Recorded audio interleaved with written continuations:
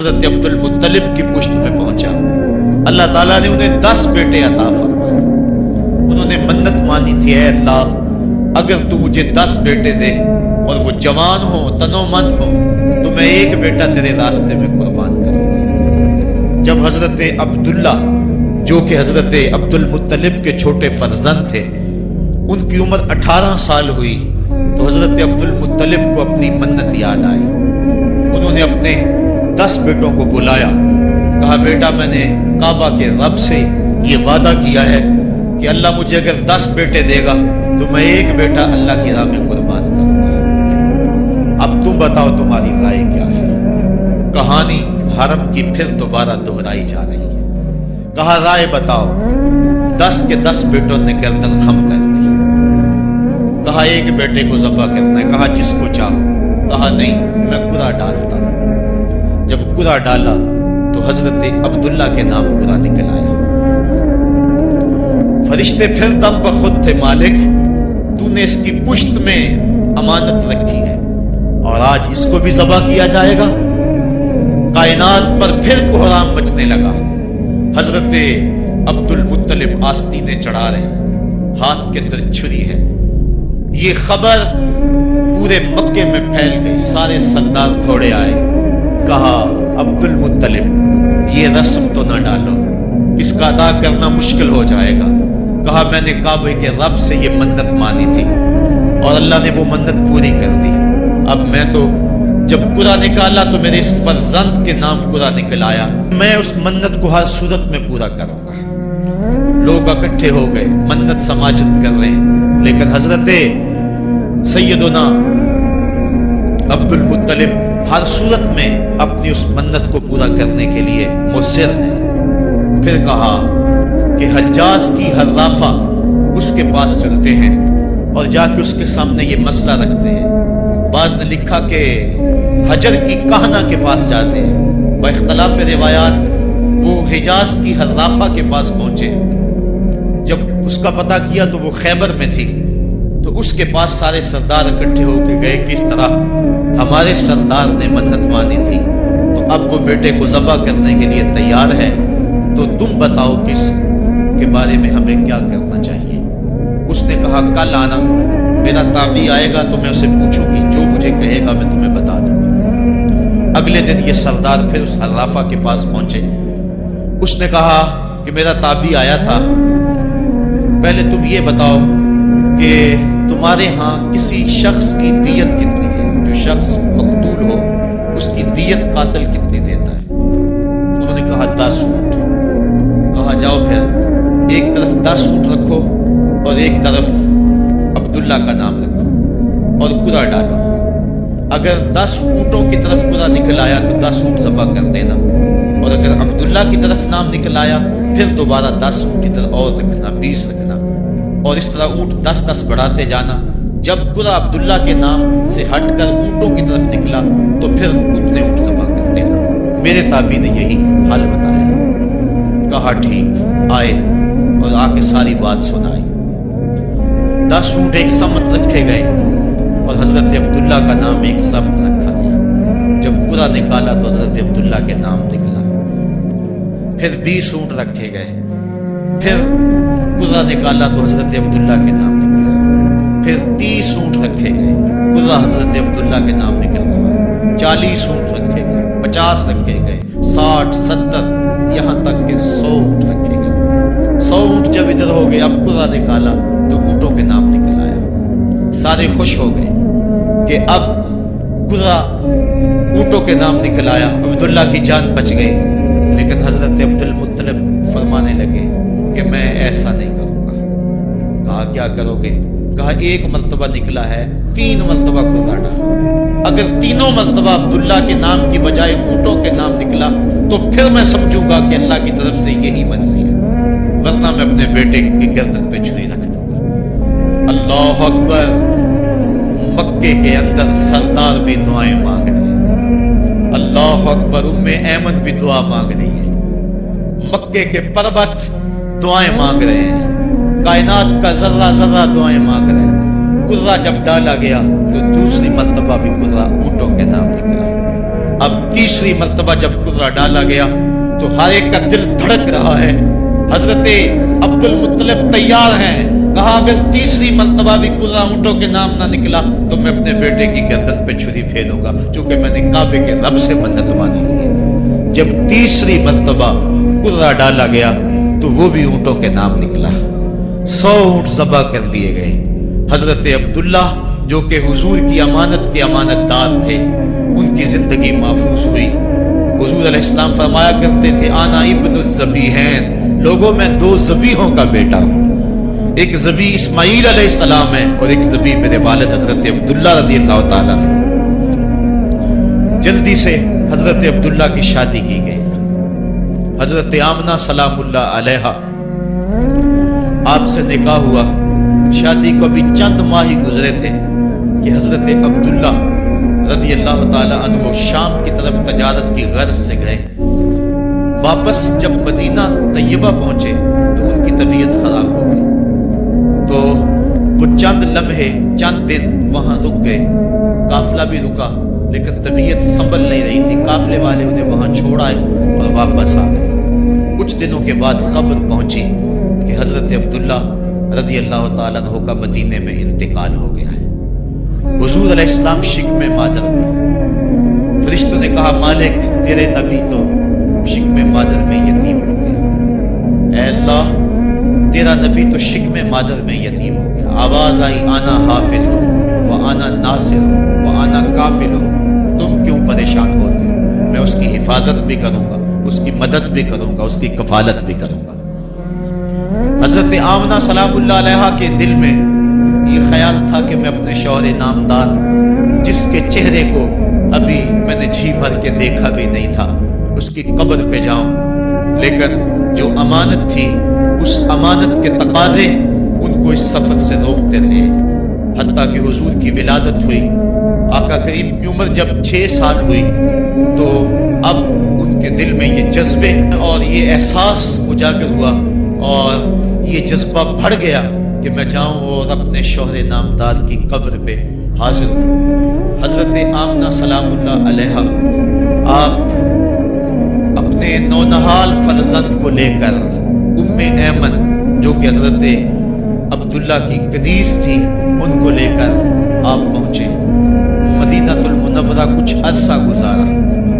اللہ کے محبوب علیہ السلام کو کسی یہودی نے دیکھا تو اس نے یہ خبر گرم کر دی کہ وہ جو موعود نبی ہے جس کا وعدہ ہماری سابقہ کتابوں میں ہے وہ یہی ہے. لوگ جوق در جوق دیکھنے آنے لگے.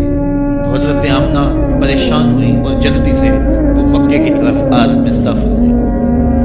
ابھی مکے سے 150 کلومیٹر کا فاصلہ باقی تھا کہ ابوا کے مقام پر حضرت آمنہ سلام اللہ علیہا کو سخت بخار ہو گیا اور حضرت آمنہ سمجھی کہ یہ میرا بخار جان لیوا ثابت ہوگا. تو انہوں نے ام ایمن کو بلایا. کہا لگتا ہے کہ یہ بخار میری موت کا باعث بنے گا. میں تمہیں وصیت کرتی ہوں کہ میرے بیٹے کو بحفاظت امیر قریش عبد المطلب تک پہنچا دینا. اور اس کے بعد حضور کو حضرت آمنہ نے بلایا، اپنے سامنے بٹھایا، سر پہ ہاتھ رکھا. حضرت آمنہ حضور سے کچھ باتیں کرنا چاہ رہی تھی. وادی ابوا کے اندر یہ منظر بڑا دل گداز تھا. حضرت آمنہ نے اب حضور کے سر پہ ہاتھ رکھا اور روتے ہوئے کہا، آنکھیں چھلکنے لگی. کہا بیٹا ہر نئی چیز نے پرانی ہو جانا ہے اور ہر باقی نے فنا ہو جانا ہے. میں بھی جا رہی ہوں و ذکر باق و ولد تو دہرا، لیکن سنو میرا ذکر نہیں مٹے گا. میں تیرے جیسا پاکیزہ بیٹا چھوڑ کے جا رہی ہوں. یہ آخری لفظ تھے حضرت آمنہ سلام اللہ علیہا کے. اس کے بعد حضرت آمنہ سلام اللہ علیہا آخری ہچکی لی اور حضور سے ماں بھی جدا ہو گئی. آقا کریم علیہ السلام نے اپنی والدہ کو وہاں دفن کیا. ام ایمن کے ساتھ مل کے جیسے بھی ہو سکا. وہ کیا کسی نے کہا تھا تجھے کن پھولوں سے ہم کفن دیں، تو جدا ہی ایسے موسموں میں ہوا جب درختوں کے ہاتھ پھولوں سے خالی تھے. آقا کریم کی آنکھیں چھم چھم برس رہی ہیں حضرت ام ایمن حضور کو اپنے ساتھ چمٹا لیا اور مکہ المکرمہ پہنچ کے حضور کے دادا کے سپرد کیا۔ 2 سال تک وہ حضور علیہ السلام کو اپنی کفالت میں انہوں نے رکھا۔ کعبۃ اللہ کے سائے میں ان کی مسند بچتی تھی اور ان کے بیٹوں میں سے اور قوم کے کسی فرد کو یہ ہمت نہیں ہوتی تھی کہ اس مسند کے اوپر بیٹھے، دور ہٹ کے بیٹھتے تھے، لیکن حضور جب آتے تو اس مسند کے اوپر چڑھ کے بیٹھ جاتے۔ حضور کے چچا اور حضور کے دیگر عزیز و اقارب کہتے کہ بیٹا نہ چڑھو، تو حضرت عبد المطلب کہتے رہنے دو، یہ بڑی شان والا بیٹا، ان سے محبت کرتے، ان کو اپنے ساتھ سلاتے۔ 8 سال کی حضور کی عمر ہوئی کہ امیر قریش کا بھی انتقال ہو گیا۔ ابن حشام نے لکھا ہے کہ جب امیر قریش کا انتقال ہوا تو سوگ میں مکے کے بازار بند ہو گئے، پورا شہر جنازے میں امٹ آیا، لیکن 8 سال کا بچہ تھا، بلک بلک کے رو رہا تھا۔ آج وہ سایہ بھی اٹھ گیا۔ پھر چچا کی کفالت میں گئے اور انہوں نے جس انداز سے کفالت کی اور محبتوں کا ثبوت دیا وہ الفتوں کی ایک لمبی داستان ہے۔ 40 سال کی عمر ہوئی تو اللہ تعالیٰ نے حضور علیہ السلام کو نبوت کی ذمہ داریوں کے اعلان اور لوگوں تک پیغام حق کے ابلاغ کا حکم دیا۔ آقا کریم علیہ السلام جب پیغام حق لے کر میدان میں آئے تو گلی کوچوں اور بازاروں کے اندر مخالفتیں، نکتہ چینیاں، ناموافق حالات کے جگڑ اور مخالفتوں کی آندیاں چلنے لگیں۔ ابھی آپ سن رہے تھے کہ حضرت بلال حبشی کے ساتھ کیا سلوک کیا جاتا رہا، کس انداز کے ساتھ ان کے سینے پہ پتھر رکھ دیا جاتا۔ حضرت خباب بن ارد کے ساتھ کون سا سلوک کیا جاتا رہا، کون کون سے دکھ تھے جو روانہ رکھے گئے۔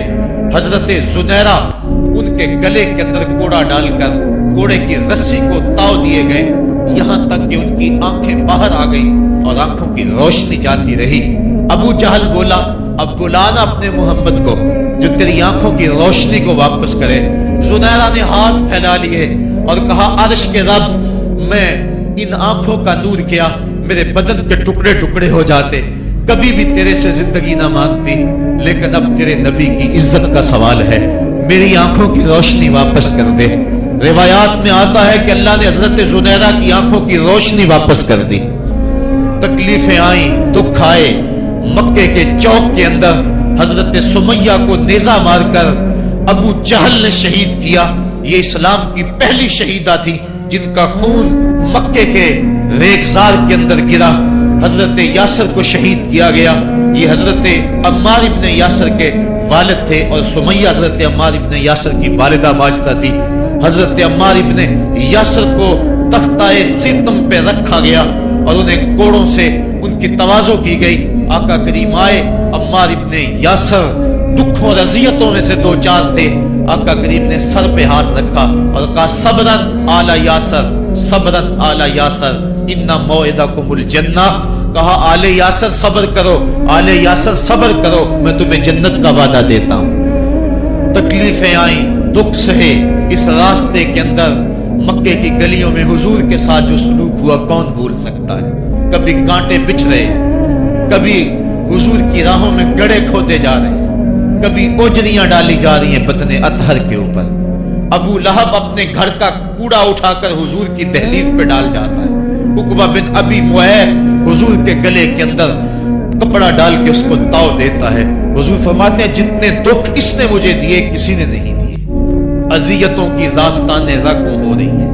آقا کریم علیہ السلام کے شفیق چچا بھی انتقال کر جاتے ہیں۔ جب گھر آتے تو اپنی زوجہ حضرت خدیجہ الکبریٰ سے ٹکڑے کہتے، وہ بھی انتقال کر جاتی ہے۔ اس سال کا نام عام الحزن رکھا جاتا ہے، دکھوں کا سال، مصیبتوں کا سال۔ آقا کریم بہت دل برداشتہ ہوئے قوم سے، پھر سوچا چل طائف چلتا ہوں اور طائف والوں کو پیغام حق دیتا ہوں، شاید میری آواز پر وہ لبیک کہتے۔ 1 مہینے کا سفر کر کے حضرت زید بن حارثہ کو ساتھ لے کر طائف پہنچے۔ ان کے 3 سردار تھے، عبد یالیل بن عمر، حبیب بن عمر اور مسعود بن عمر۔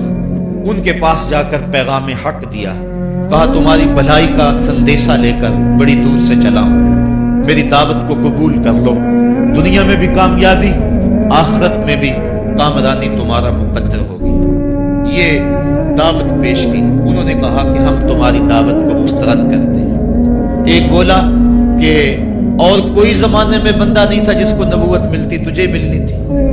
किसी ने कुछ कहा, ताने दिए, दिल दुखाया हुजूर का। आका करीम ने फरमाया, इस फाल तुम मा फाल तुम फक तुम वलिया, तुमने जो मुझसे कहा सो कहा, तुमने जो मेरे साथ सलूक किया वो तुम्हारी मर्जी। इतना मेरे से वादा करो कि ये बात कि मैं तुम्हारे पास आया हूँ दावत दीन देने के लिए, तुम्हें पैगाम हक देने के लिए, इसको पोशीदा रखोगे, मख्फी रखोगे, ताकि मक्के वाले मेरे दुश्मन हैं। और जब उन्हें पता चला कि ताइफ गए हैं तो वो ताइफ वालों ने भी दावत कबूल नहीं की, तो वो तमस्सुर करेंगे, मुझे निशाने तदहीक बनाएंगे। लिहाजा जो कहा सो कहा, अपने अंदर इस बात को राज रख दो। उन्होंने कहा कि हम क्यों राज रखते फिरे। उन्होंने इफ्शा किया, बल्कि ओबाशों के हाथों में पत्थर दिए।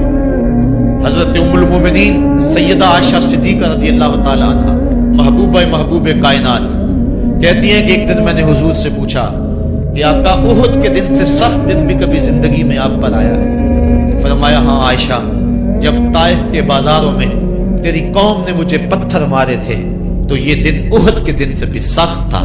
हुजूर फरमाते हैं, जब मैं ताइफ से बाहर निकला तो उनके हुंडे दो रोया कितारों में खड़े थे, हाथों में पत्थर, और मैं दरमियान से गुजरने लगा तो वो मेरे पांव पे पत्थर मारते, मैं पांव उठा लेता तो दूसरे पांव पे पत्थर मारते, फिर मैं शिद्दत दर्द और एहसास कर्ब से बैठ जाता तो उनके दो हुंडे आगे बढ़ते, मुझे कंधों से पकड़ के उठाते और फिर मुझे पत्थर मारते। फरमाया, है आयशा, ये दिन उहुद के दिन से भी सख्त था जब तेरी कौम ने ताइफ के बाजारों में मुझे पत्थर मारे। आका करीम अलैहिस्सलाम उहुद के अंदर जब हुजूर के चचा शहीद हुए, वो दिन भी तारीख इस्लाम का दर्दनाक दिन है। आका के सर पे पट्टी बंधी हुई थी, आंखों में आंसू थे और बार बार पूछते थे, मा फाला अम्मी, मेरे चचा की बात सुनाओ। जब बताया गया हुजूर हजरत हमजा शहीद हो गए, तो आका करीम उनकी लाश पे गए, देखा कि उनका पेट चाक है, उनकी नाक काट दी गई है, उनकी जुबान काट दी गई है, उनका दिल निकाल लिया गया है, उनकी आंखों में नेज़े चुभोए गए हैं और उनके कान काट लिए गए हैं। आका करीम की आंखों में अश्क थे और आका करीम, मा फाला अम्मी, मेरे चचा का क्या हुआ? आका करीम अपनी जुबान पर ये लफ्ज ला रहे थे। और फिर जब हजरत सफिया आई और उनके पास दो कफन के टुकड़े थे, दो कफन के कपड़े थे, जब हजरत अमीर हमजा को कफन दिया जाने लगा, कहा 7 अंसारी की लाश पड़ी हुई है, कहा इन्हें भी कफन दो। मेरा हमजा 2 कपड़ों में और इसे 1 कपड़ा भी नसीब ना हो। मोहम्मद अदल करने आया है, इंसाफ करने आया है। अब जब कपड़े फैलाए गए तो एक कपड़ा लंबा था, एक कपड़ा छोटा था। अर्ज की हुजूर, ये जो बड़ा कपड़ा है ये अमीर हमजा रज़ियल्लाहु ताला अन्हु को दे दें और छोटा अंसारी को दे दें। कहा नहीं, मैं इंसाफ करने आया हूँ, कुदा डाल लो, किसके हिस्से में कौन सा कपड़ा आता है। और जब कुदा डाला गया तो छोटा कपड़ा हजरत अमीर हमजा के हिस्से में आया और बड़े कपड़े में उस अंसारी सहाबी को कफ्न दिया गया। अब वो कपड़ा जब हजरत अमीर हमजा का सर ढांपते थे तो पांव नंगे हो जाते, पांव ढांपते तो सर नंगा हो जाता। आका करीम फरमाया, कपड़ा सर की तरफ कर दो और असगर घास लेकर पांव की तरफ डाल दो। अल्लाह के महबूब अलैहिस्सलाम उस दिन इतने गमज़दा थे कि जब दोबारा मदीने पहुंचे तो हुजूर को पकड़कर खच्चर से सवारी से उठाकर हुजूर को जो है वो नीचे रखा गया। सख्त तकलीफ में थे, दुखों की जिंदगी, ताइफ के बाजार, फिर मदीने के अंदर जब वो माहौल आया, खूबसूरतियां आ गई, रोशनी आ गई, आसमान से हर दम नूर उतरने लगा। वो वक्त गया जब लोग पत्थर मारते थे, अब हुक्म हो गया, खबरदार मेरे नबी की आवाज से आवाज भी ऊंची नहीं करनी। खबरदार, तुमने मेरे नबी से कोई मसला पूछना है तो पहले सदका लो, फिर फकीर ढूंढो, फिर खैरात करो, फिर मेरे नबी की चौखट पे आओ। तुम्हें पता चले कि किस चौखट पे आ रहे हैं, किस दर पे आ रहे हैं। आका करीम अलैहिस्सलाम इस माहौल के अंदर घर में खुश हैं, आंगन में खुशियां हैं, फूल खिले हुए हैं। हजरत इब्राहीम अलैहिस्सलाम हुजूर के शहजादे हुजूर की रान पे बैठे हुए हैं। हजरत इमाम हुसैन भी दौड़ते दौड़ते आए और वो भी हुजूर की एक रान पे बैठ गए। हुजूर कभी हुसैन को देखते हैं, کبھی اپنے فرزند کو دیکھتے ہیں، کبھی حسین کو دیکھتے ہیں، کبھی حسین کے ماموں کو دیکھتے ہیں۔ حضرت ابراہیم اور حضرت امام حسین رضی اللہ تعالیٰ عنہ دونوں کو دیکھ کر اللہ کے محبوب خوش ہو رہے ہیں۔ فرشتہ نے اذن مانگا، آقا کریم نے اذن دیا۔ اس نے عرض کی حضور ان دو میں سے ایک کا اختیار ہے، ایک کو ایک کے بدلے میں قربانی دینا ہوگی۔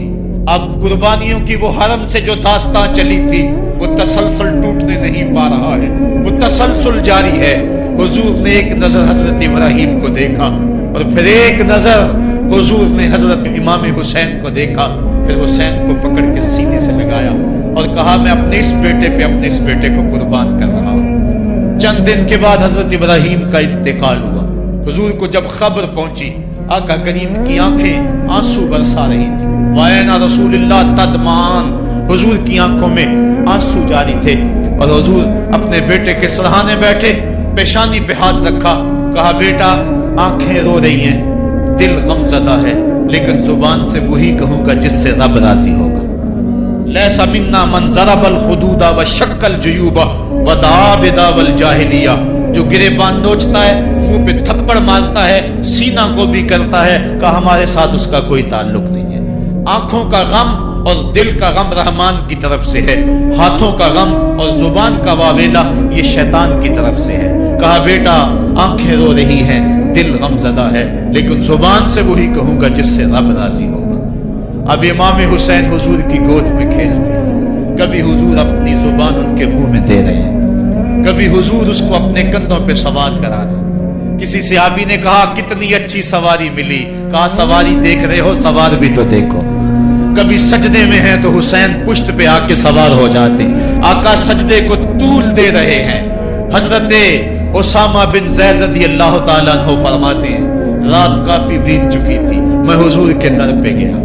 صحابہ حضور کے در پہ چوکھٹ پہ دستک نہیں دیا کرتے تھے، حضور کی چوکھٹ پہ لگ کے بیٹھ جاتے، آقا کریم اپنی مرضی سے آتے، صحابہ دکھڑا کہہ لیتے، کہانی کہہ لیتے، جو پوچھنا تھا پوچھ لیتے۔ لیکن اگر کبھی حالت ناگزیر ہوتی، کبھی ایمرجنسی حالات بنتے، تو صحابہ اپنی انگلیوں کے پوروں کے ساتھ حضور کے دروازے پہ دستک دیتے۔ کانت تکرہ ابواب النبی بالاظافر، اللہ اکبر۔ حضور تشریف لائے، حضور سے حاجت کہی۔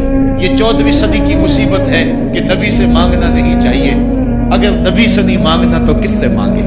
اور کون سی چوکھٹ ہے جس در پہ جھولی پھیلائیں؟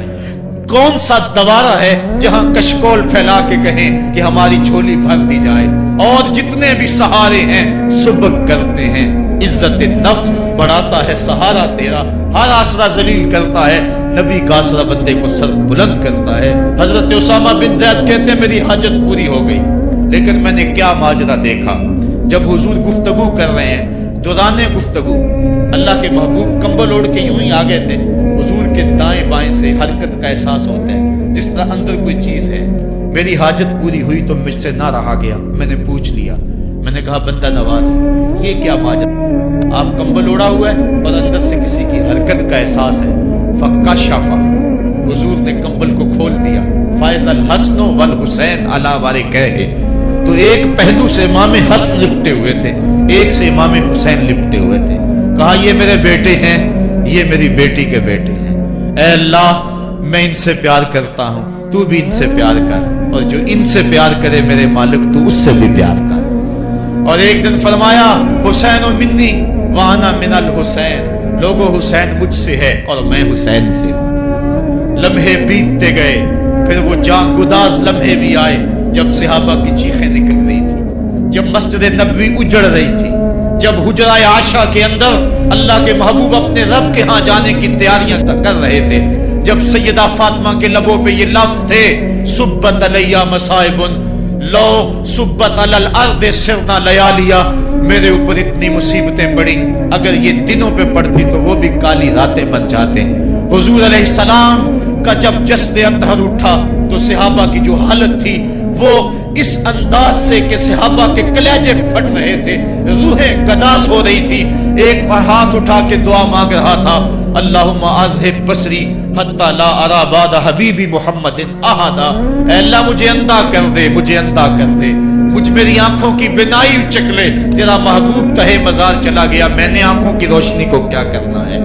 وہ دن بھی آئے، حضرت سیدنا صدیق اکبر کا کلیجہ بھی پگھل رہا ہے، وہ بھی غم رسول میں رو رہے ہیں، صحابہ تڑپ رہے ہیں۔ وہ اونٹنی، غصبانہ میں اونٹنی جس پہ حضور سواری کرتے تھے، وہ حضرت فاطمہ کے دروازے کے اوپر سر رکھ کے رو رو کے مر گئی۔ جب محبوب نہیں رہے تو ہم نے جی کے کیا لینا ہے۔ کائنات اجڑ گئی، جہان میں جو ہے وہ ہر سمت اندھیرا ہی اندھیرا چھا گیا، لیکن روشنی کے ٹمٹماتے ہوئے چراغ آج بھی روشن ہیں، جن کو دیکھ کر مصطفیٰ یاد آتے ہیں۔ لوگ ان شہزادوں کو دیکھ لیتے ہیں اور حضور کی یاد کو تازہ کر لیتے ہیں۔ وقت گزرتا گیا، پھر وہ لمحے بھی آئے کہ جب حضرت امام حسن کو زہر دیا گیا اور آپ کا کلیجہ کٹ کٹ کے کئی سو حصوں میں باہر آیا۔ آپ سے آخری لمحے حضرت امام حسین نے پوچھا کہ میرے بھائی کوئی وصیت؟ کہا بیٹا کوفے والوں سے بچ کے رہنا، ان کے دغے سے بچ کے رہنا۔ لمحے بیت گئے، 60 ہجری کو یزید تخت نشین ہوا، تخت نشین ہو گیا تھا، لیکن اس نے یہ چاہا کہ حضرت امام حسین رضی اللہ تعالی عنہ میرے لیے بیعت کر دے، اور اس نے مدینے کے گورنر ولید بن عقبہ کو خط لکھا، اور خط کا مضمون یہ تھا کہ امام حسین کو بلاؤ اور میرے لیے بیعت لو، اور اگر وہ بیعت نہیں دیتے تو اس خط کے جواب کے ساتھ ان کا سر بھیج دو۔ ولید بن عتبہ محب اہل بیت تھا، اس نے رات کی کافی تاریکی کے اندر حضرت امام حسین رضی اللہ تعالیٰ عنہ کو پیغام بھیجا۔ حضرت امام حسین نے حضرت عبداللہ ابن زبیر سے مشورہ کیا، انہوں نے کہا اس وقت گورنر کا بلانا خیر نہیں، صبح جائیں گے۔ آپ فرمایا نہیں میں بھی جاتا ہوں، کچھ سواروں کو ساتھ لیا، کہا تم باہر کھڑے ہو جانا دارالامارت کے، اگر میں آواز دوں تو تم دوارے پلانگ کے اندر آ جانا۔ ولید بن عتبہ کے پاس امام حسین پہنچے، آپ نے کہا کہ سناؤ کیا معاملہ ہے؟ تو اس نے کہا کہ یہ خط ہے جو یزید نے بھیجا ہے۔ آپ نے فرمایا کہ میں صبح بتاؤں گا۔ ولید بن عتبہ نے کہا ٹھیک ہے۔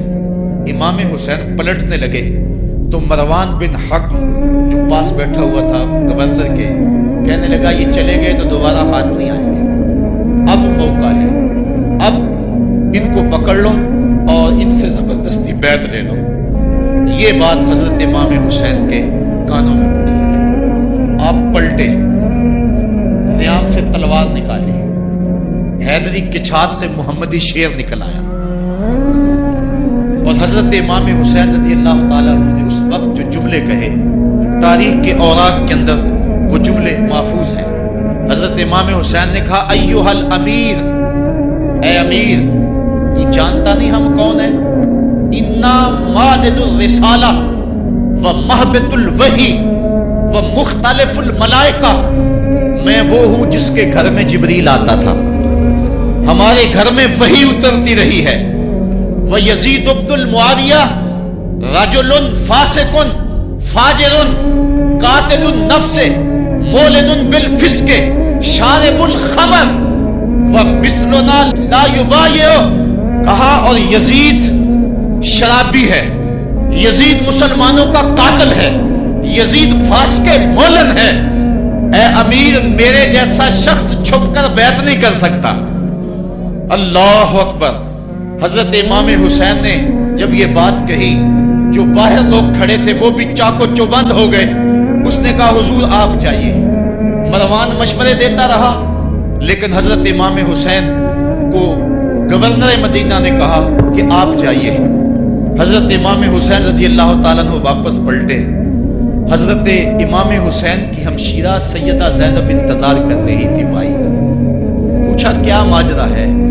کہا حالات بگڑ گئے، اب ہمارا مدینے میں رہنا محال ہے، صبح سحری سے قبل شہر مدینہ چھوڑ دیں۔ اللہ اکبر، ورنہ ہمارے خون سے نبی کا حرم لالا زاد بنے گا۔ حضرت امام حمام رضی اللہ تعالیٰ عنہ نے اہل بیت کی مشاورت سے یہ فیصلہ کر دیا۔ کجاوے کسے جانے لگے، سامان تیار ہو گیا۔ حضرت محمد بن حنفیہ کو کہا کہ تم یہاں رہو اور تم خبر پہنچانا کہ پیچھے کیا ماجرے ہوتے ہیں، اور مکے کی طرف میں سفر کر رہا ہوں۔ کہانی لمبی ہو رہی ہے اور وقت کے دامن میں اتنی گنجائش نہیں ہے کہ پھر کس طرح شہر مدینہ چھوڑا ہوگا۔ حاجی جاتے ہیں 8 دن اور 8 دن کے بعد مدینہ چھوڑتے ہیں۔ ان سے کوئی پوچھو کہ مدینہ چھوڑنا کتنا مشکل ہے، وہ کیا کسی حاجی کو لوگ مبارک دے رہے تھے؟ اس نے کہا تھا مبارک دے رہے ہو دوستو حج و زیارت کی، میرا غم بھی تو دیکھو، میں مدینہ چھوڑ آیا ہوں۔ جو 8 دن مدینہ رہتا ہے اس سے مدینہ چھوڑا نہیں جاتا جس کی ولادت مدینے میں ہوئی، جو کھیلتا تھا تو مدینے کی گلیوں میں، جس کے گھر کا دروازہ مسجد نبوی میں کھلتا تھا، اس حسین کو مدینہ چھوڑنا قیامت ہوگی۔ شہر مدینہ چھوڑا، حضرت امام حسین رضی اللہ تعالیٰ عنہ مکہ المکرمہ پہنچے، وہاں رمضان گزرا، حالات وہاں بھی بگڑتے گئے، مسلسل خط آتے رہے کوفے سے۔ کہانی طویل ہے۔ 8 ذو الحج کو حضرت امام حسین رضی اللہ تعالیٰ عنہ کوفے کی طرف عازم سفر ہوئے۔ حضرت عبداللہ ابن عمر، عبداللہ ابن عباس رضی اللہ تعالیٰ عنہما اور دیگر صحابی ہاتھ جوڑ کے کھڑے ہو گئے، بلکہ حضرت عبداللہ ابن عباس نے تو یہاں تک کہہ دیا کہ میں دیکھ رہا ہوں کہ وہاں تمہیں شہید کیا جائے گا، آپ اگر ضرور جاتے ہیں تو ان بچوں کو چھوڑ دیں۔ حضرت امام حسین فرماتے میرے غم گسارو، میرے پیارو، مجھ کو نہ روکو، مجھ کو جانے دو، مجھے نانے کے دی کی ڈوبتی کشتی بچانے دو۔ میں جاتا ہوں کہ دنیا پر وفا کا نام رہ جائے، میں رہوں نہ رہوں پر عظمت اسلام رہ جائے۔ میں نہیں جاتا تو نبی کے گھر کی آن جاتی ہے، لوگوں تمہارا دین جاتا ہے، میری غیرت ایمان جاتی ہے۔ کہا مجھے جانا ہوگا۔ 8 ذو الحج کو لوگ کعبہ کی طرف آ رہے ہیں اور کعبہ دلہن کی طرح سنورا ہوا ہے، طواف کرنے والوں کا جھرمٹ ہے، حاجی حج کرنے آ رہے ہیں، لیکن حضرت امام حمام کسی اور حج کی تیاری کر رہے ہیں۔ کسی نے کہا حج تو کر جائیں، اتنی مرتبہ مدینے سے پیدل چل کے آئے اور آج تو مکہ المکرمہ میں موجود ہے۔ کہا پیچھے ہٹو، جو حج میں کرنے جا رہا ہوں وہ نوکھا ہوگا، وہ نرالا ہوگا، تم بھی طواف کرو گے، میں بھی طواف کروں گا، تم طواف کعبۃ اللہ کا کرو گے اور میں خیموں کا طواف کروں گا۔ ایک حج تمہارا ہے، ایک حج میرا ہے، تم بوسے لوگے کس کے حجر اسود کے، میں اپنے فرزند کا منہ چوموں گا۔ لوگوں ایک طواف تمہارا ہوگا، ایک طواف میرا ہوگا، تم آب زمزم پیو گے، میں پیاسا رہوں گا، اور تم کبھی صفا پہ کبھی مروہ پہ دوڑو گے، میں کبھی علی اکبر کی لاش اٹھانے جاؤں گا، کبھی میں قاسم کی لاش اٹھانے جاؤں گا، کبھی اون و محمد کے تڑپتے ہوئے لاشوں کو اٹھانے جاؤں گا۔ لوگوں ایک حج تمہارا بھی ہے، ایک حج میرا بھی ہے۔ جب تم حج کر لو گے تمہاری سائی مکمل ہو جائے گی تو تم سر مڈا کے حرام کھول دو گے، اور جب میری سائی مکمل ہو جائے گی تو میں سر کٹا کے حرام کھول دوں گا۔ تم سفید حرام پہنو گے، میں سرخ حرام پہنوں گا، اور وہ حج قیامت تک کے آنے والے حجوں کی آبرو ہوگا۔ حسین اگر نہ شہید ہوتا تو آج گھر گھر یزید ہوتا، اسلام کی عظمت عیاں نہ ہوتی، خدا کے گھر میں اذان نہ ہوتی، بار الہا نوحہ سناتا پھرتا، تا روز جزا اشک بہاتا پھرتا۔ امداد نہ کرتے اگر کربلا میں حسین، اسلام تیرا ٹھوکریں کھاتا پھرتا۔ کربلا کی تپتی ہوئی ریگزار میں حضرت امام حسین نے جبر و ظلم کے خلاف جس سے کھڑے ہو کر عظیمت کی داستان رقم کی۔ 10 محرم کا دن تھا، جمعے کا یوم سعید تھا، بھیج کربلا کے میدان میں دوپہر کے وقت جب نبی کا خاندان اجڑ رہا تھا، ایک ایک کلی اس چمن کی کٹ رہی تھی۔ 72 افراد 22,000 کے لشکر جرار کے مقابلے میں کھڑے تھے۔ وہ یزید جس نے اس کے علاوہ بھی بڑے جرم کیے، جس نے جو ہے وہ 1700 صحابہ کو مکہ المکرمہ میں شہید کیا، جس نے 700 حفاظ کرام کو شہید کیا، جس نے حضرت ابو سعید خضری کی داڑھی نوچ لی، جس نے مدینے کے اندر مسجد نبوی کے اندر گھوڑے باندھے، جس نے جو ہے وہ 3 دن تک مسجد نبوی کے اندر اذان نہ ہونے دی، وہ یزید آج کربلا کے تپتے ہوئے ریگزار کے اندر آل رسول کے ساتھ ظلم کی وہ داستان رقم کر رہا تھا کہ قیامت تک آنسو سسکیاں نہیں تھمنے پائیں گی۔ یزید مر گیا، اس کا نام مٹ گیا، اس کا تشخص مٹ گیا، لیکن حسین کا نام آج بھی زندہ ہے، اس کا پیغام آج بھی زندہ ہے۔ یہ ہزاروں کا مجمع، یہ امٹتے ہوئے محبتوں کے جذبات، یہ آنکھوں کا آنسوؤں کا خراج دینا، کیا یہ حسین ابن علی کی زندگی کی دلیل نہیں ہے؟ کون ہے جو یزید کا نام لیتا ہو؟ آج اگر کوئی یزید کا نام لیتا بھی ہے تو سر جھکا کے لیتا ہے۔ میں کہتا ہوں کیسا تمہارا لیڈر ہے جس کا نام لینے سے قبل شرمندہ ہوتے ہو، جس کا نام لیتے ہوئے شرمندہ ہوتے ہو، جس کا نام لینے کے بعد پسینہ پسینہ ہوتے ہو۔ تم اپنے قائد اور لیڈر کا نام لیتے جھجکتے ہو، گردن جھکا کے دائیں بائیں دیکھ کے نام لیتے ہو، اور جب ہم نام اپنے آقا کا لیتے ہیں سر اٹھا کے لیتے ہیں۔ اے حسین ابن علی تم پر سلام۔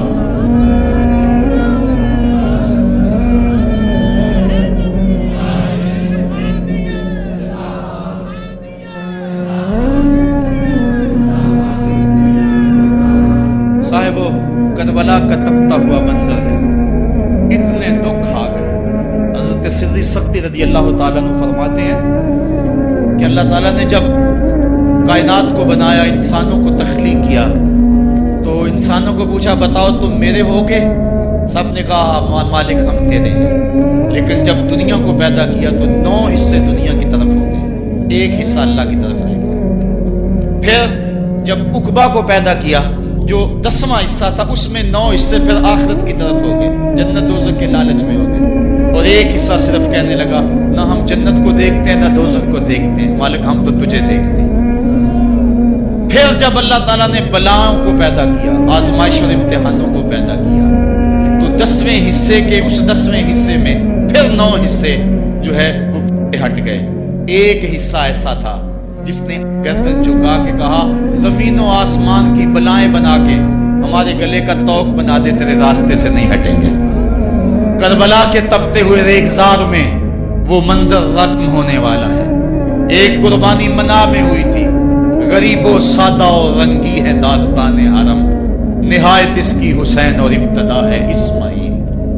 وہاں دمبا آ گیا، آگے 100 اونٹ آ گئے، اور آج اللہ اکبر حضرت امام حسین کربلا کے تپتے ہوئے ریگزار میں 22,000 کے لشکر کے سامنے کھڑے، کہا لوگو میرا حق پہچانو، میرے خون سے اپنے ہاتھ نہ رنگو، مجھے پہچانتے ہو کہ میں کون ہوں؟ کہا لوگو جلدی نہ کرو، میرے حق کو پہچانو، اس وقت روئے زمین پر کسی نبی کی بیٹی کا بیٹا موجود نہیں ہے، لوگو میرے راستے سے ہٹ جاؤ اور میرے خون سے اپنے آپ کو ابدی بدبختیوں کا شکار نہ کرنا۔ بلکہ آپ نے نام لے لے کے فرمایا کہ اے زید بن حارث، اے ابن دبی، اے ابن جبیر، اے فلاں فلاں، نام لے کر کہا تم نے خود ہی خط لکھے تھے؟ انہوں نے کہا ہم خط نہیں لکھے۔ آپ نے وہ چمڑے کا تھیلا تو اس کو الٹ دیا، کہا یہ تمہارے خط ہیں اور آج تم مکر گئے ہو۔ انہوں نے کہا کہ سیدھی بات ہے، یا تو بیعت کرو اور یا پھر مرنے کے لیے تیار ہو جاؤ۔ حضرت امام حسین نے کہا کیسی بات کرتے ہو، اگر میں نے بیعت کرنی ہوتی تو مدینہ کیوں چھوڑتا، اس جائے پناہ کو کیوں چھوڑتا؟ دولت کی تجوریاں کھول دی گئیں، پیشکشیں کی گئیں۔ حضرت امام حسین فرمایا یہ کبھی نہیں ہو سکتا، جس سے صرف حق ہی قبول ہو، یہی جس کا اصل اصول ہو، جو نہ بک سکے جو نہ جھک سکے، اسے کربلائیں ہی راز ہیں۔ پھر جبر کی آندھی چلی، ایک ایک کر کے جانثار راہ خدا میں قربان ہوتا گیا۔ پھر خاندان نبوت کی باری آئی، حضرت علی اکبر حضرت امام حسین کے جوان سال بیٹے راہ خدا میں جان پیش کرتے ہیں، بھتیجے قاسم رضی اللہ تعالیٰ عنہ جان قربان کرتے ہیں، حضرت عباس کے قلم ہوتے ہیں بازو، جو خود جا سکتے تھے وہ خود قربانی پیش کرتے ہیں۔ اور صاحبو اب یارہ نہیں، جو خود جا نہیں سکتے تھے آپ خود ہاتھوں پہ اٹھا کے فرات کے کنارے پہ لے جاتے ہیں۔ کہا جو آ سکتے تھے وہ تو قدموں پہ چل کے آ گئے، اور جو قدموں پہ نہیں چل سکتے تھے میں انہیں اٹھا کے لے آیا ہوں۔ پھر ایک 2 شاخہ تیر ہلکے اصغر میں پیوست ہوتا ہے، خون چلو میں دے کر آسمان کی طرف اچھالتے ہیں، اور پھر اللہ کی بارگاہ میں عرض کرتے ہیں ربنا تقبل منا ھذا القربان، میرے مالک حسین کی یہ قربانی بھی قبول فرما لے۔ یہ کام آسان نہیں ہے، जिगर पारा हाथों में तड़प के ठंडा हो जाए और फिर भी सब्र का मुजाहरा किया जाए और अल्लाह की रिजा पे राजी हो जाए। अब हजरत इमाम हुसैन रज़ियल्लाहु ताला अन्हु तन्हा रह गए, एक एक को रुखसत कर रहे थे शहादत का दूल्हा बनाकर, लेकिन अब इमाम हुसैन को रुखसत करने वाला कोई मौजूद नहीं है। आप घोड़े पे सवार हुए, मैदान करबला की तरफ एड़ लगाई। खेमे के अंदर जो खवातीन थी वो जानती थी जो इस रास्ते गया फिर पलट के नहीं आया, उसकी लाश हजरत इमाम अपने कंधों पे उठा के लाए हैं। अब इस हुसैन इब्ने अली की लाश कौन उठाएगा? कहा सबने के हुसैन ना जाइयो, कहा मैं नाने के दीन के लिए जा रहा हूं। मैदान अमल में गए, तेगे बरां चमकी, लोगों के सर काट रही है, आवाज आ रही है ये कौन जी वकार है, बला का शाह सवार है, लिबास है फटा हुआ, गुबार से अटा हुआ, लख्त लख्त कटा हुआ, फिर भी है डटा हुआ, तमाम जिसमें नाजनी छिदा हुआ कटा हुआ, फिर भी है डटा हुआ, ये नबी का दूरे ऐन है, ये बिल यकीन हुसैन है। हुसैन इब्ने अली ने करबला के तपते हुए रेगजार के अंदर वो अजीमत की दास्तान रकम की और फिर बोछार तीरों की, एक तन्हा सैयद ज़ादा और हजारों तीर चारों समत से उनके ऊपर बरसने लगे। किसी ने नेजा मारा, किसी ने तीर मारा। जब हजरत इमाम हुसैन घोड़े की जीन से नीचे उतरे तो उस वक्त आपके बदन पर 33 जख्म तलवारों के थे, 34 नेजे की अनियां आपके जिस्म के अंदर खुबी हुई थी। और मुहतात रिवायात के मुताबिक जब बाद में आपका पैराहन उतारा गया तो उसके अंदर 113 सुराख तीरों के निकले और वो तीर जिस्म में पैवस्त थे। और जब घोड़े की जीन से फर्शे जमीन पर गिरे, लगा जिस तरह रेहल से कुरान गिर गया हो। हजरत इमाम हुसैन रज़ियल्लाहु ताला अन्हु जब घोड़े की जीन से फर्शे जमीन पर गिरे तो वो जो तीर जिस्म में खुबे थे वो और पैवस्त हो गए, खूने मुश्कबू रेत के जर्रों पे बहने लगा।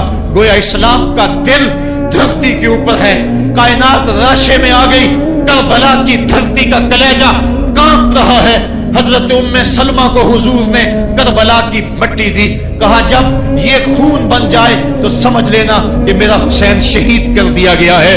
वो मदीने के अंदर ख्वाब देखती हैं कि आका करीम अलैहिस्सलाम दाढ़ी मुबारक के अंदर गर्द मुबारक पड़ी हुई है और बाल उलझे हुए हैं, घबरा के उठ खड़ी हुई कि क्या माजरा है। और जल्दी से उस शीशी को देखा तो वो शीशी का जो मिट्टी रखी हुई थी वो खून बन गया था। और आपने कहा अहले मदीना सुन लो, हजरत इमाम शहीद कर दिए गए हैं। इधर इमाम हुसैन खून और खाक के अंदर तड़प रहे हैं और आपके जिस्म नाजुक पर बर्छियों, तेगों और तलवारों के साथ जो है वो लोग वार कर रहे हैं। सनान बिन अंस नखी आगे बढ़ा लेकिन सर काटने की हिम्मत न पड़ी, उसने नेजा मारा और आपके गले के करीब वो नेजा पार कर गया और खून का फवारा फूटा। सरा बिन शुरैक ने आपकी पेशानी पे नेजा मारा, आप घबरा के गिरे, उठे और फिर गिर गए और फिर आपने अपनी पेशानी सजदे में रख दी। अपना खून जो था वो चेहरे पे मल लिया। हुसैन ने सुर्ख रंग के खून का जो खजाब था वो अपने दाढ़ी पे लगा लिया कि कल मैं अपने नाना को ये रंगत भी दिखाऊंगा। हरम की वो दास्तां जो मना से शुरू हुई थी आज उसकी तकमील हो रही है। वो गरीब और सादा और रंगी दास्तां हजरत इमाम हुसैन रकम कर रहे हैं।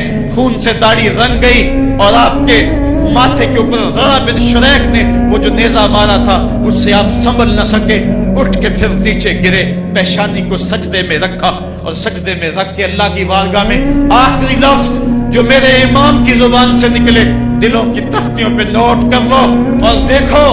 अल्लाह ताला के बंदे हजरत खलील ने दुआ मांगी थी, ऐ मेरे मालिक, ऐ मेरे मालिक, मैं इस जगह पे अपनी ज़ुर्रियत औलाद को छोड़ के आबाद करके जा रहा हूँ और दुआ करता हूँ कि वो नमाज को कायम रखें। आज उस दुआ की तकमील का मंजर लोगों के सामने है कि 113 तीर जिस्म में खुबे, 34 तलवारों के घाव और वो भी रावी कहते हैं कि एक एक घाव में कितनी कितनी तलवारों के जख्म थे और नेज़े की अनियां जिस्म में खुबी हुई थी। आपके कलेजे के अंदर नेज़े की अनी को तोड़ दिया गया था। इस मौके पे हजरत इमाम हुसैन रज़ियल्लाहु ताला अन्हु ने अपने आप को संभाल के पेशानी को रेत के ऊपर रखा और अल्लाह की बारगाह में आखिरी लफ्ज हजरत इमाम हुसैन के लबों पे जो मचले, खून निकल रहा था اور खौली बिन यजीद आगे बढ़ के सरे अनवर को जुदा करने की तैयारियां कर रहा था। सनान बिन अंस आगे बढ़ा लेकिन कपकपा के पीछे हो गया। खौली बिन यजीद आगे बढ़ा, वो भी पीछे हो गया। फिर शिमर आया और शिमर आपके जिस्म नाज़ुक के ऊपर बैठ गया। हजरत इमाम हुसैन ने जब देखा तो इसके बदन के ऊपर बरस के फुलबेरी के निशान थे। तो हजरत इमाम हुसैन की जुबान से निकला, सदक़ल्लाहु व सदक़ रसूलुल्लाह, मेरे आका मेरे अल्लाह ने सच कहा। उसने कहा क्या सच कहा? कहा एक दिन मैं हुजूर की खिदमत में हाजिर था तो हुजूर ने फरमाया था, मैं देख रहा हूँ एक चतकबरा कुत्ता मेरी औलाद के खून में मुंह मार रहा है। आज मैं देख रहा हूं कि मुस्तफा करीम का वो फरमान जो है वो पूरा हो रहा है। वो गुस्से में आया, इमाम जल्दी अपनी पेशानी सजदे में रखी और अल्लाह की बारगाह में इमाम के आखिरी लफ्ज़ थे, अल्लाहुम्मा रज़न बिक़ज़ाइका व सब्रन अला बलाइका तस्लीमन ले अमरिका सुबहान रब्बियल आला सुबहान रब्बियल आला सुबहान रब्बियल आला। मालिक, भाई, बेटे, भतीजे, भांजे, जानसार, आयानो अंसार सब कुछ लटा के, अब्बास के बाजू कटा के, जो जा सकते थे उन्हें भेज के, जो जा नहीं सकते थे खुद उठा के ले जा करके, अब्बास के बाजू कलम करवा के, ये खैमे के अंदर बच्चियां यतीम हो गई हैं, सुहाग उजड़ गए हैं। मेरे मालिक, सब कुछ लुटा के नबी का घर उजड़ गया, एक एक पत्ती गिर गई। जिनको बुलाया गया था आज उनकी मेजबानी तीरों, तलवारों और नेज़ों से हुई। लेकिन मालिक, तू देखा मेरी जुबान पे हाय नहीं आई, मैंने उफ तक नहीं की, जख्म पे जख्म खा के जी, खूने जिगर के घूंट पी, आह न कर लबों को सी। ये इश्क है, ये दिल लगी नहीं, ये मोहब्बत है। यहाँ लोग मसलूब भी होते हैं, यहाँ लोग सूली भी चढ़ते हैं। हुक्म होता है खबरदार, अगर आह भी की तो साबरों से नाम काट दूंगा। कहा मालिक, अल्लाहुम्मा रज़न बेक़ज़ाइका, जो तकदीर थी मैं उस पे राजी हो गया। व सब्रन अला बलाइका, मालिक तूने देखा मैंने सब्र भी किया। तस्लीमन ले अमरे का, मुझे मालिक के तराज भी कोई नहीं, जो तेरा हुक्म था मैंने उसको तस्लीम भी कर लिया। सुबहान रब्बियल आला, मालिक तू बड़ा है, तू बड़ा है। हुसैन सब कुछ लटा के, बच्चे कटा के, बाजू कटा के, घर उजाड़ के मालिक तेरी बारगाह में हाजिर हो रहा है और इतना कुछ करने के बावजूद भी तेरे पे राजी है। मेरे मालिक तू भी बता, तू भी हुसैन पे राजी हुआ है या कि नहीं हुआ है? तू भी हुसैन पे राजी हुआ है कि नहीं हुआ? आवाज आई, इस प्यासे पर अली शेरे खुदा को नाज है, इस नवासे पर मोहम्मद मुस्तफा को नाज है। औरों ने भी सजदे किए पर इसका जब अंदाज है, इसने वो सजदा किया जिस पर खुदा को नाज है। ऐ हुसैन इब्ने अली तुम पर सलाम, मेरे साथ मिलके कह दो, ऐ हुसैन इब्ने अली तुम पर सलाम, ऐ हुसैन इब्ने अली तुम पर सलाम। यही वक्त था जब खानदान नबूवत लुट रहा था, दोपहर का वही समा, वही लम्हे। इन हवाओं को हाथ जोड़ के कहो हमारा सलाम करबला वाले आका के हुजूर पहुंचा दे और अर्ज करो, ऐ हुसैन इब्ने अली तुम पर सलाम, नाज़िशे आले नबी तुम पर सलाम, तुम पे लाखों रहमतें लाखों सलाम। ऐ शहीदाने मोहब्बत के इमाम, लाला गूं लाला बदन लाला कफन, ऐ चमन अंदर चमन, जिंदगी ही जिंदगी तेरी हयात, ऐ हयात अंदर हयात। इफ्तिखारे मिल्लते बैज़ा है तू, रब्बे काबा की कसम यकता है तू। फख्र का दिल में दरीचा बाज करना चाहिए, जिनका तू आका है उनको नाज करना चाहिए। हम वाह हुसैन वाले हैं, आ हुसैन वाले नहीं हैं। वाह हुसैन तेरी अजमतों को सलाम। को हमालिया का कलेजा भी फट जाता, शक हो जाता, लेकिन इतने जख्म कलेजे पर जवां बेटे की लाश को कंधों पे उठा के लाना कोई मजाक तो नहीं है। हजरत इमाम हुसैन ने जबर के खिलाफ खड़े होकर कयामत तक के लिए राहे अमल छोड़ा। हजरत इकबाल खिराज पेश करते हैं, आ इमाम आशिकां पूरे बतूल, सर्वे आजादे तबिस्ताने रसूल। अल्लाह अल्लाह बाए बिस्मिल्लाह पिदर, मानाए जिब्हे अजीम आयत बसर। सुरखरू इश्के गयूर अज सुनेऊ, शोखिए ई मिसरा अज मजमूनेऊ। ता कयामत कते इस्तिबदाद कर, मौजे खूनेऊ चमन ईजाद कर। इकबाल कहता है कि इश्के गयूर के चेहरे पे जो सुर्खी और बाकपन है वो हुसैन इब्ने अली के खून का सदका है। कयामत तक के लिए जबर के खिलाफ जितनी भी कौमें उठेंगी और जितने भी लोग मैदान अमल में आएंगे, मैं हर साल कहा करता हूं कि सबका कायद हुसैन इब्ने अली होगा। महात्मा गांधी ने जब अपनी कौम को कहा बरतानवी साम्राज्य के खिलाफ खड़े हो जाओ, और कौम से खिताब करते हुए महात्मा गांधी हिंदू ने कहा कि तुम कहोगे वो हुकूमत जिसकी सल्तनत में सूरज तुलू और गुरूब भी होता है, उससे टकराना हमाकत है, खुदकुशी करने के मुतरादिफ है। लेकिन इसके बावजूद मैं क्यों कह रहा हूं कि उस साम्राज्य के खिलाफ खड़े हो जाओ? महात्मा गांधी ने कहा था इसलिए कि मेरे सामने हुसैन इब्ने अली का किरदार मौजूद है। आज पूरी दुनिया के अंदर जुल्म और जबर की हवाएं चल रही हैं, और इस वक्त उम्मत मुस्लिमा को किरदार हुसैन अदा करने की जरूरत है। अगर हम नाम हुसैन इब्ने अली का लें और करतूतें और लक्षण सारे यजीद वाले हों, तो ये लफ्ज लफ्ज, हरफ हरफ और कदम कदम हजरत इमाम हम्माम से मुनाफकत है। आओ, अगर मैं नामे हुसैन लेता हूं तो घर भी उजड़ जाए, हक का परचम कभी ना गिरने दूं। मैं और आप इस अज़्म के साथ मैदान अमल में उतरे। इदारतुल मुस्तफा किसी तंजीम का नाम नहीं, ये एक फिक्र का नाम है, एक तहरीक का नाम है, एक मिशन और एक इनकलाब का नाम है। ये रूहों में हलचल पैदा करने के जज्बों का नाम है। ये मुस्तफा करीम के दर पे सलामी देने का नाम है। ये अपना सब कुछ मुस्तफा जाने रहमत पे कुर्बान कर देने का नाम है। आओ, इदारतुल मुस्तफा के प्लेटफॉर्म पे आप मैदान अमल पे निकले। हजरत इमाम हुसैन ने इस्लाम के गिरते हुए परचम को थाम लिया, और जबर की आंधियों के मुकाबले के अंदर भी उस परचम को खम नहीं होने दिया। आज मैं और आप उनका मिशन, उनकी फिक्र लेकर मैदान अमल में निकल आए। कुरान का फरेरा बनाकर, कुरान का परचम ही सीनों में थाम कर, अहले बैत की मोहब्बत अपने सीनों में लेकर मैदान अमल में निकले और कुरान की दावत घर कर दें। और अब रुकना नहीं, अब थमना नहीं, फिरदौस में जाके दम लेना, आफाक के हर हर गोशे में कुरान सुना के दम लेना। अब ये उठने वाले कदम आगे बढ़ते रहें। ये दर्स कुरान का जो काफिला मुल्क के तुलो अर्ज के अंदर रवा दवा है, इसमें एक जोश पैदा हो जाए और इसके अंदर एक इनकलाब पैदा हो जाए। कोई घर ऐसा न रहे, कोई बस्ती ऐसी न रहे, कोई कान ऐसा न रहे जिस कान तक कुरान का नगमा न पहुंचने पाए। इदारतुल मुस्तफा के जवां साल मुबल्लिग गली गली कूचे कूचे फैल जाएं, और जो दाई हैं, दावत देने वाले हैं, अगर वो खुद पैगाम पहुंचा सकते हैं तो असहद बिलाल इंदल्लाह अशहद, बिलाल की असहद भी अल्लाह को कबूल है। वो टूटे फूटे लफ्ज लेकर मैदान अमल में निकल आए, वरना वो सीडीज ले लें, वो और कुछ कुतब ले लें, वो दीन के कन्नारा ले लें, वो पैगाम हक ले लें, और गली गली कूचा कूचा उसवा शब्बीरी और नामे हुसैन की दुहाई देते चले जाएं।